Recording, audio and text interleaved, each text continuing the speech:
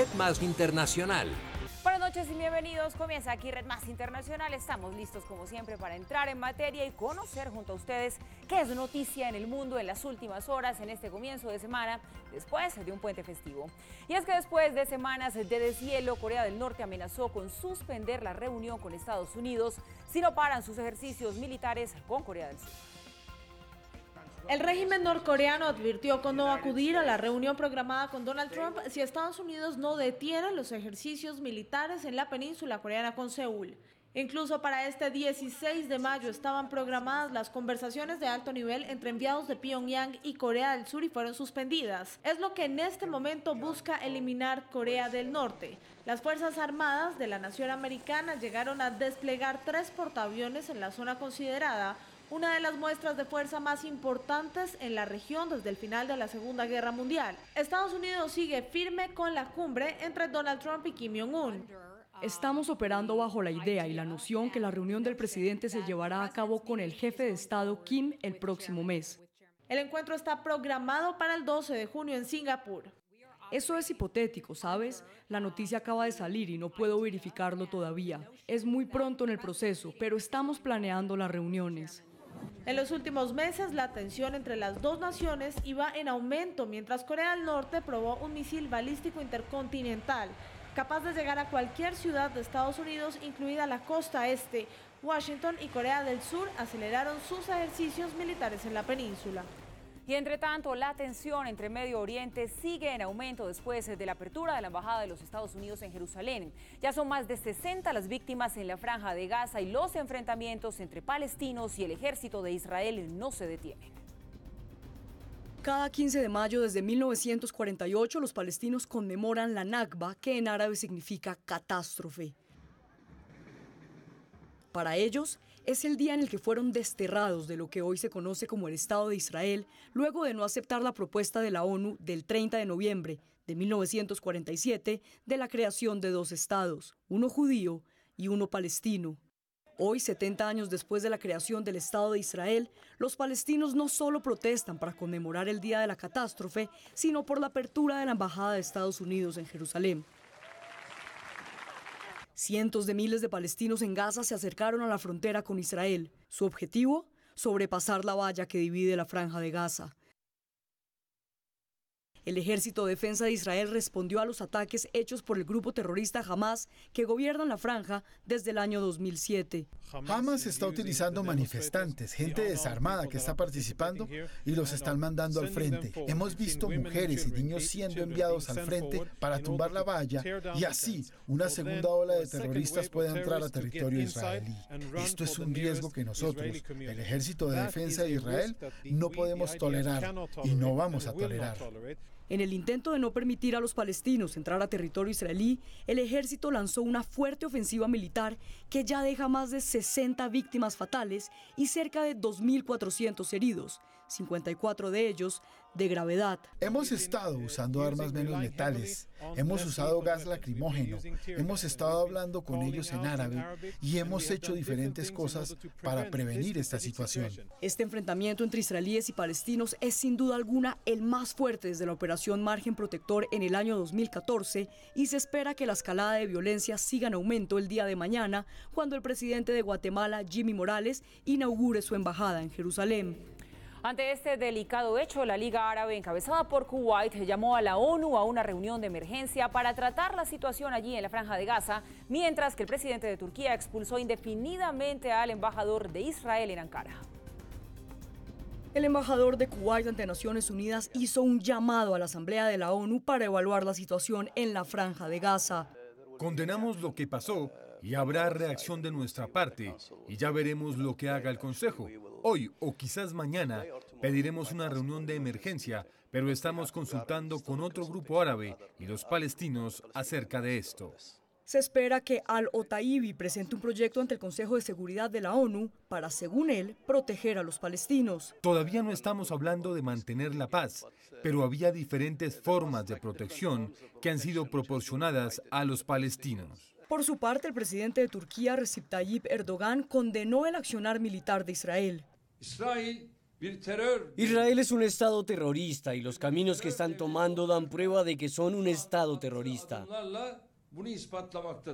Luego de la ofensiva lanzada por Israel en contra de las protestas violentas de los palestinos en la Franja de Gaza, Erdogan expulsó indefinidamente al embajador de Israel en su país.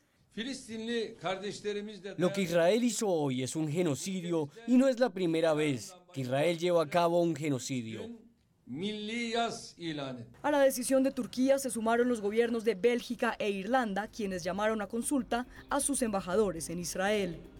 Y en la reunión de emergencia del Consejo de Seguridad de la ONU, Estados Unidos defendió la posición de Israel en Gaza, mientras los países árabes representados por Kuwait piden una resolución para los palestinos. Con un minuto de silencio inició la reunión de emergencia del Consejo de Seguridad de Naciones Unidas convocada por Kuwait. La embajadora de Estados Unidos ante la ONU, Nikki Haley, aseguró que el traslado de la embajada de la nación americana no es la principal razón de violencia en Gaza y señaló a Irán como responsable de la tensión por su apoyo al grupo terrorista Hamas.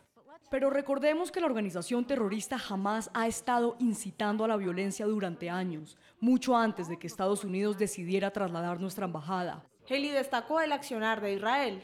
Ningún país en esta Cámara hubiera actuado con más moderación que Israel. Y también el porqué del traslado de la embajada.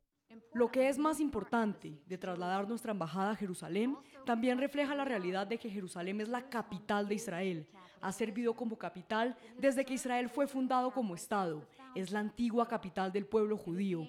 No hay ningún acuerdo de paz posible bajo la premisa que Jerusalén no es la capital de Israel. La Oficina del Alto Comisionado de Naciones Unidas para los Derechos Humanos condenó la situación. Condenamos la espantosa y mortal violencia en Gaza ayer, donde fueron asesinados 58 palestinos y casi 1.360 manifestantes resultaron heridos con munición real disparada por las fuerzas de seguridad israelíes.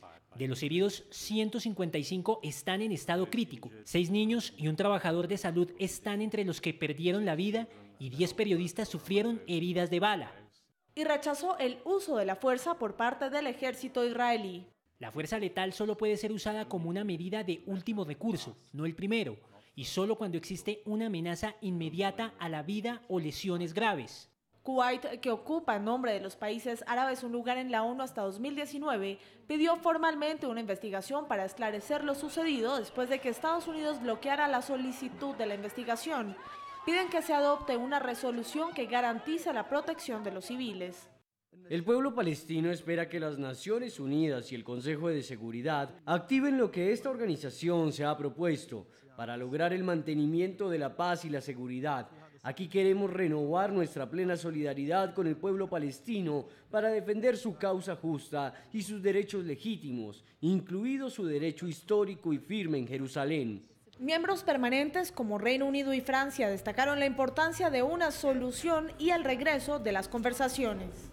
Nos vamos a pausa. Al volver hablamos de las elecciones presidenciales en Venezuela que tendrán lugar este domingo. ¿Qué tantas garantías electorales tiene el país vecino? Lo discutimos en minutos. Ya volvemos.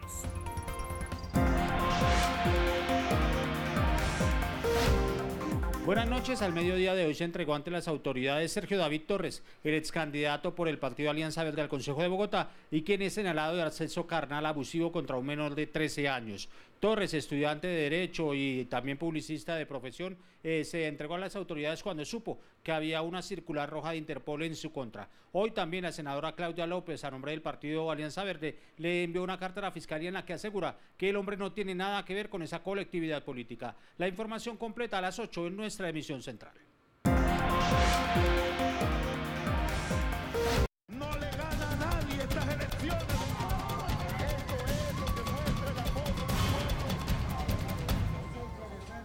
Regresamos y nuestro tema a continuación es Venezuela. Nicolás Maduro anunció la intervención de la planta de la compañía estadounidense Kellogg's y pidió acciones judiciales contra sus dirigentes después de que la multinacional tomara la decisión de marcharse de ese país.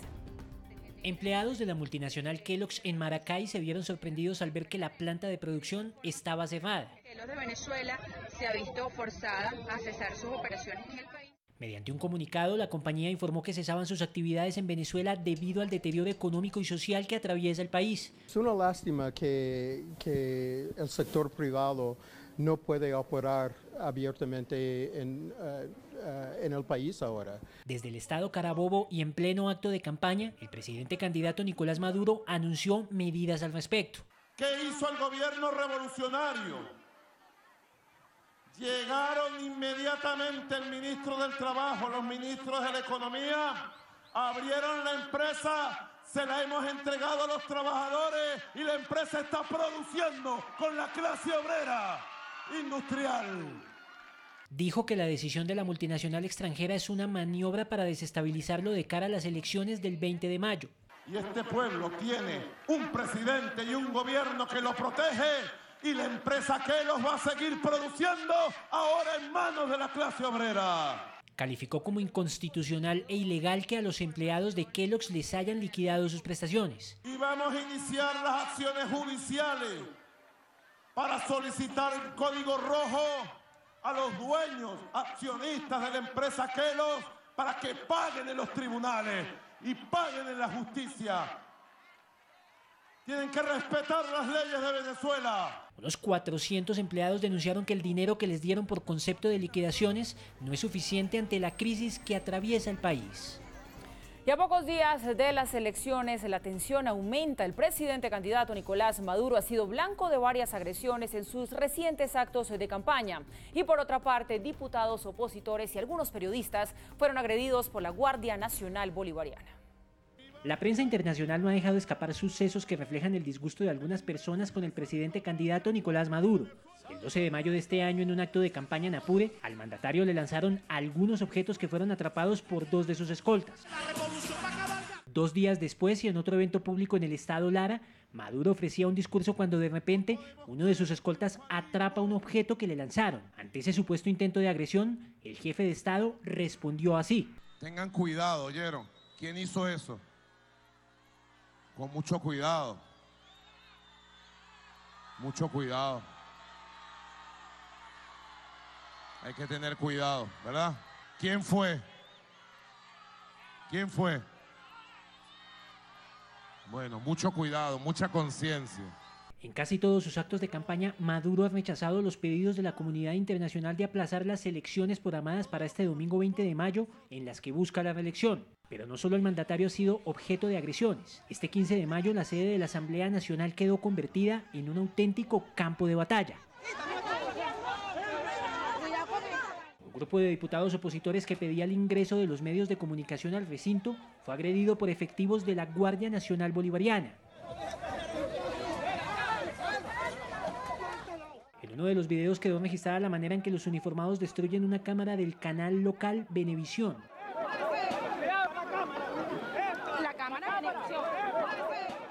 El derecho a la libertad de información y de expresión es inviolable. Además de ser un derecho constitucional, es un derecho humano universal.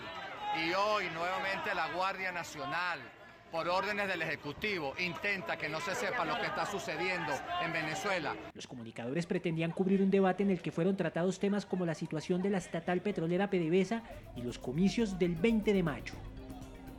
En medio de esta difícil situación, en las redes sociales circula una campaña en la que la oposición invita a los venezolanos a no participar en las elecciones del 20 de mayo por considerarlas un fraude.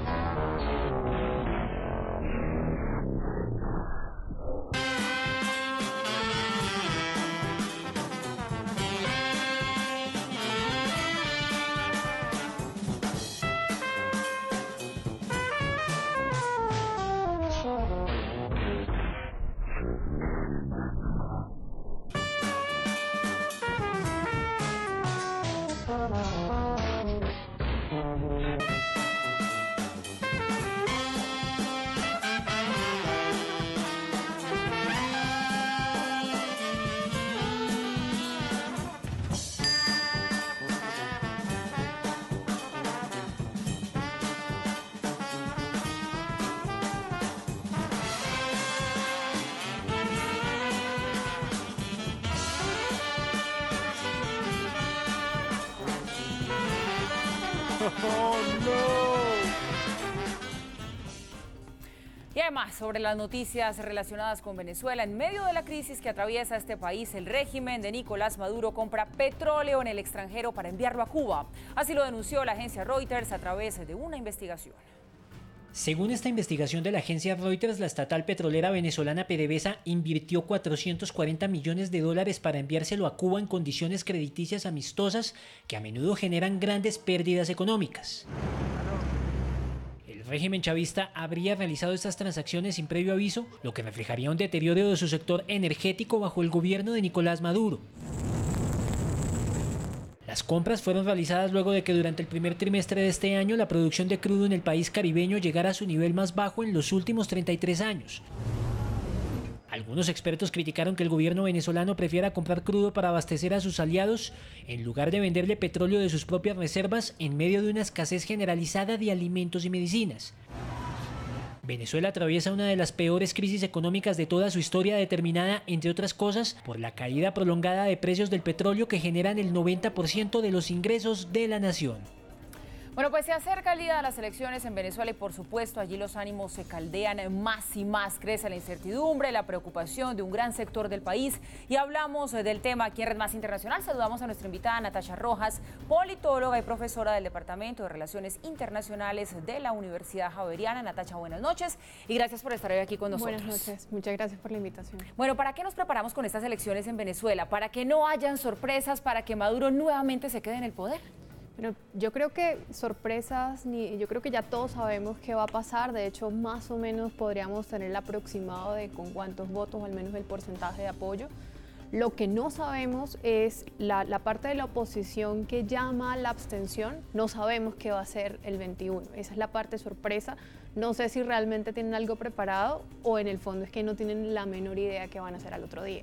Es decir, lo que deberíamos esperar es ver cuál es el porcentaje de abstención que se logra.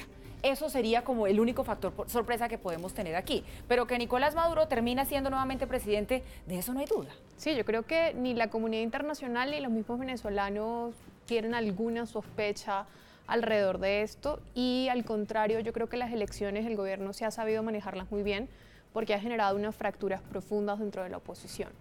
Bueno, en las últimas horas, Natasha, veíamos cómo el Grupo de Lima se pronunciaba y le pedía por un lado a Nicolás Maduro nuevamente que aplazara las elecciones, pero también llamaba a estos comicios ilegítimos. Digamos que eso está bien porque es mejor que se pronuncien a que definitivamente nadie haga nada, pero ¿qué tantos dientes tiene el Grupo de Lima para actuar, para hacer algo en caso de que Nicolás Maduro nuevamente busque perpetuarse en el poder? La verdad, para mí son más sanciones morales que de cualquier otro tipo.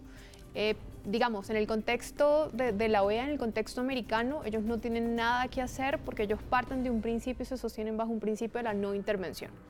Y por el otro lado, pues sí, tenemos algunos aliados como Estados Unidos, la Unión Europea, pero decir que Venezuela va a terminar aislada, yo creo que es una fantasía, porque tiene dos socios comerciales principales, Rusia y China. Y eso no la deja aislada. Digamos que Venezuela es un país miembro de la OPEP, es un país petrolero.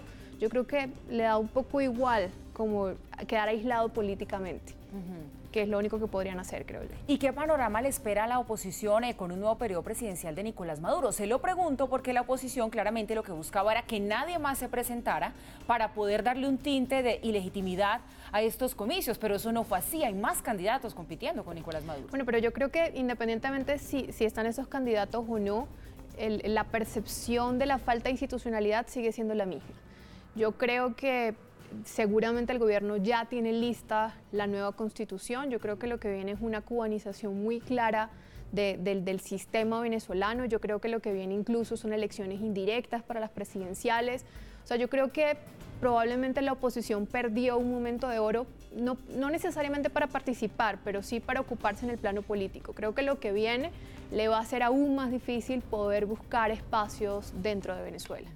Una de las noticias relacionadas con Venezuela, pues que han trascendido hoy, no es para menos, es la que tiene que ver con el cierre de la empresa Kellogg's. 57 años operando allí en Venezuela y bueno, pues por todas las circunstancias que rodean la economía de este país que ya todos conocemos, la empresa ha dicho cerramos nuestras puertas, más o menos unos 500 empleados quedarían cesantes, pero Nicolás Maduro ha salido rápidamente a decir que se la va a entregar a los trabajadores. Aquí estamos hablando de expropiación pura y dura. Sí, yo creo que, como te digo, yo creo que lo que viene es un proceso de una purga muy fuerte. Yo creo que hay una purga política y una purga también de las empresas privadas. Este es el momento de radicalización de todo y ya no tienen nada que perder, digamos. Ya hay una figura frente a la comunidad internacional, ya saben muy bien quiénes son sus amigos y quiénes no. Entonces yo creo que ese tipo de cosas tenemos que acostumbrarnos a verlas más seguido en los próximos meses. Pero bueno, es interesante lo que usted nos menciona acerca de quiénes son sus amigos, quiénes no, qué tan aislado realmente va a poder quedar Venezuela en un momento dado, porque Nikki Haley, la embajadora de los Estados Unidos ante la ONU, hace un par de semanas, pues hacía unas declaraciones un poco más directas de lo que hemos visto de Estados Unidos hasta el momento, diciendo palabras más, palabras menos, que el tiempo de la dictadura de Maduro en Venezuela había terminado. ¿Hasta dónde está realmente dispuesto Estados Unidos a llegar por cambiar la situación en Venezuela?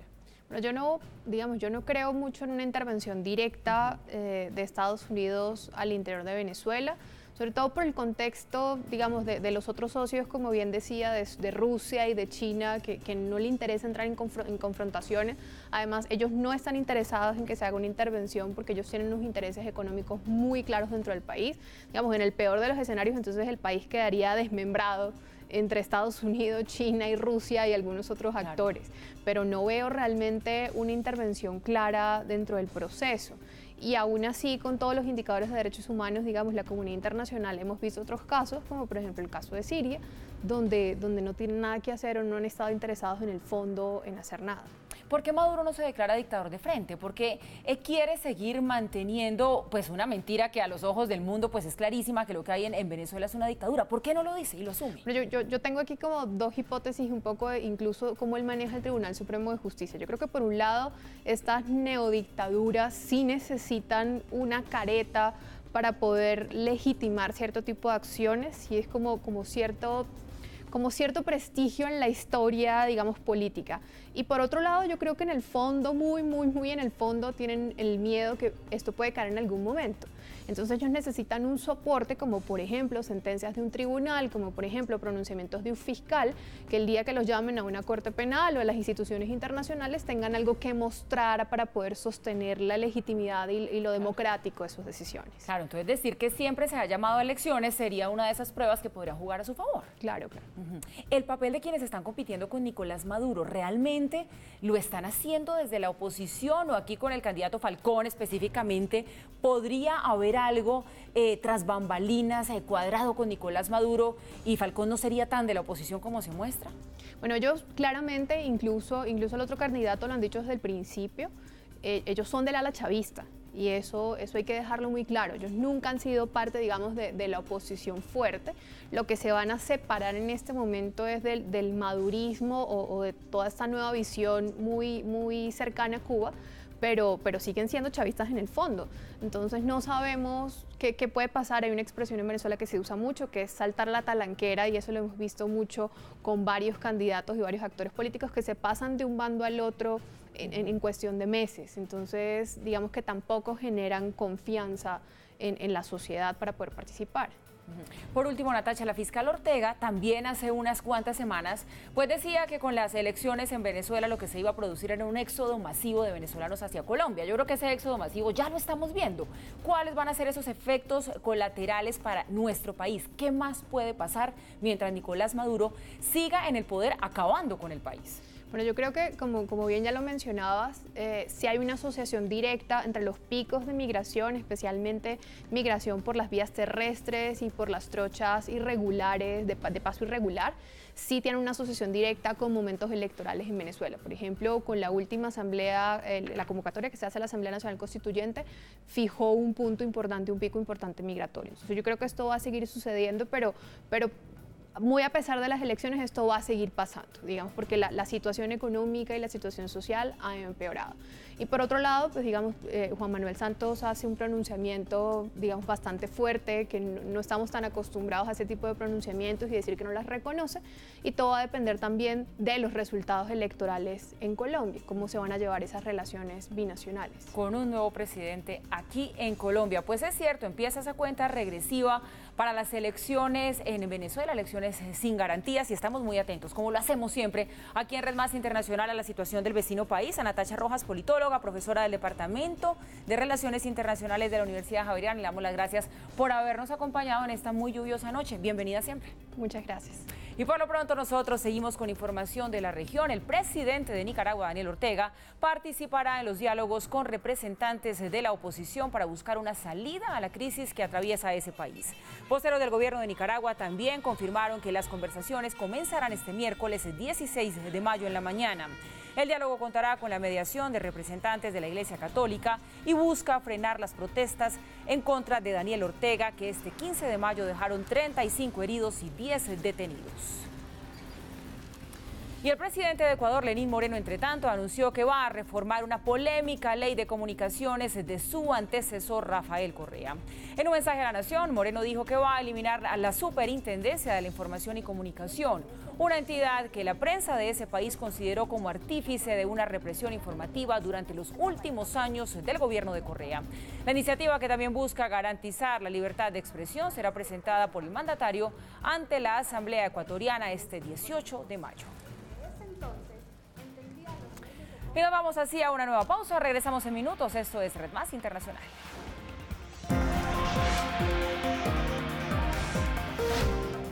Buenas noches. Mucho han dado de qué hablar los 35 preseleccionados por José Pekerman con miras a lo que será el Mundial de Rusia. Pues bien, hoy en Red Más Noticias tendremos el análisis de los 23 que se quedan definitivamente de la lista y los 12 que se van.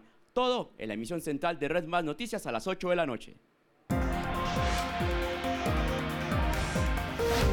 Volvemos, gracias por seguir con nosotros aquí en Red Más Internacional. El presidente de Rusia, Vladimir Putin, inauguró un puente que conecta Rusia continental con la península de Crimea, territorio disputado con Ucrania. Sin corbata y manejando un camión Kamaz, Vladimir Putin inauguró un polémico puente vehicular que conecta Rusia con Crimea.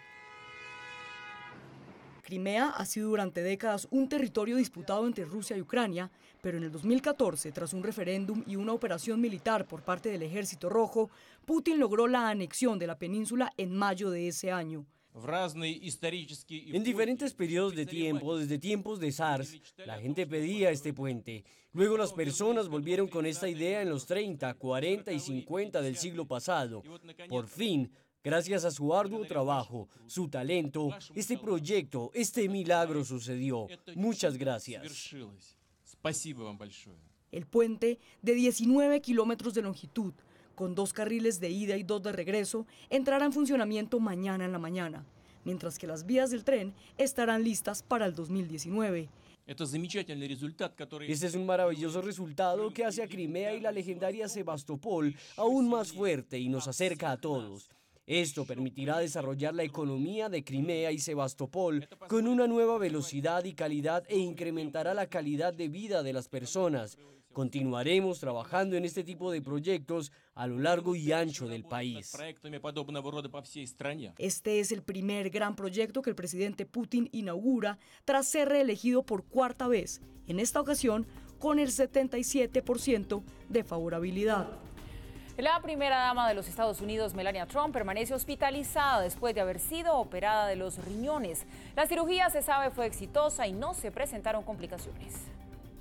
Melania Trump se sometió al procedimiento para tratar una condición benigna en el riñón en el Centro Médico Militar Nacional Walter Reed. La primera dama se encuentra en recuperación y permanecerá hospitalizada el resto de la semana. Melania, de 48 años, se sometió al procedimiento de embolización para tratar una afección renal. El presidente Trump llegó al hospital a visitar a la primera dama después de la cirugía. La emergencia por el volcán Kilauea en Hawái no se detiene. Crece la alerta ante una eventual erupción a gran escala. La emergencia por el volcán Kilauea en Hawái no se detiene. Con el paso de las horas, las explosiones de lava y vapor llegan a más de 100 metros de altura, llevándose todo a su paso. Según el Servicio Geológico de Estados Unidos, si la lava en la cumbre del volcán Kilauea cae por debajo de los niveles del agua debajo de la isla, la entrada del agua podría ocasionar explosiones impulsadas por el vapor que llevarían la lava a grandes distancias. En las últimas horas se abrieron 2 nuevas fisuras por el avance de la lava y ya son más de 19. Debido a la emergencia, las cancelaciones de la época de mayo a junio también se han visto afectadas, generando pérdidas por al menos $5 millones. El turismo es una de las grandes industrias de Hawái y una parte importante de la economía local. El Kilauea empezó a hacer erupción el 3 de mayo y sigue activo, como en los temblores en la zona. A pocos días de la gran boda real entre el príncipe Harry y la actriz Meghan Markle, se conoce un nuevo escándalo. Su padre habría organizado unas fotos paparazzi falsas para venderlas a la prensa por la suma de $130.000. Alisten las palomitas de maíz porque al mejor estilo de Disney o de las novelas mexicanas se casa el príncipe con la plebeya. Los flashes de los paparazzi están apuntando a la boda del año entre el príncipe Harry y la actriz estadounidense Meghan Markle, que se realizará este sábado en medio de muchos rumores, y es que tal parece que la familia de la novia ha sido la principal piedra en el zapato de esta unión. Después de varios escándalos que involucran a sus hermanos, quienes se empecinaron en revelar, según ellos, oscuros secretos de la personalidad de la futura nueva integrante de la familia real, ahora la cereza del postre la puso su padre, Thomas Markle, quien fue acusado de organizar una serie de fotografías paparazzi falsas para hacerle creer a la opinión pública que sí iría al matrimonio de su hija. Fotografías que fueron comercializadas por $130.000. Sin embargo, parece que ahora un tema de fuerza mayor le impediría finalmente viajar, puesto que el señor Markle sufrió un infarto hace algunos días mientras se encontraba en su casa en México, por lo que él mismo reveló que sí quería ir a la boda, pero dependía de lo que le dijeran los médicos. Pues la novela sigue, solo resta esperar su desenlace este sábado y confirmar quién sostendrá el brazo de Meghan, el príncipe William o su padre.